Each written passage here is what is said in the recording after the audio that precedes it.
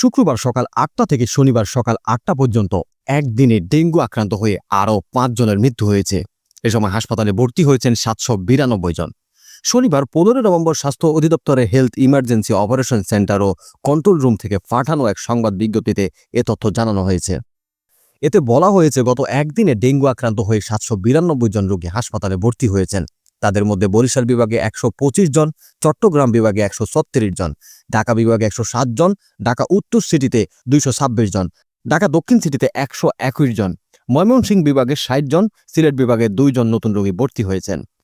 এদিকে গত একদিনে সারা দেশ থেকে ৮৮৩ জন ডেঙ্গু রোগী হাসপাতাল থেকে ছাড়পত্র পেয়েছেন। এ নিয়ে চলতি বছর ছাড়পত্র পেয়েছেন ৮০,২৪৩ জন।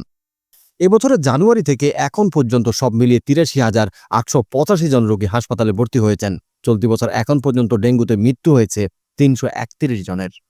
প্রসঙ্গত, ২০২৪ সালের জানুয়ারি থেকে ৩১ ডিসেম্বর পর্যন্ত ডেঙ্গুতে আক্রান্ত হয়ে হাসপাতালে ভর্তি হয়েছেন ১,০১,২১৪ জন এবং ডেঙ্গুতে মোট মৃত্যুবরণ করেছেন ৫৭৫ জন। এর আগে ২০২৩ সালে ১ জানুয়ারি থেকে ৩১ ডিসেম্বর ডেঙ্গুতে আক্রান্ত হয়ে মোট ১,৭০৫ জনের মৃত্যু হয় এবং ওই বছরে ডেঙ্গু আক্রান্ত হয়ে হাসপাতালে ভর্তি হন মোট ৩,২১,১৭৯ জন।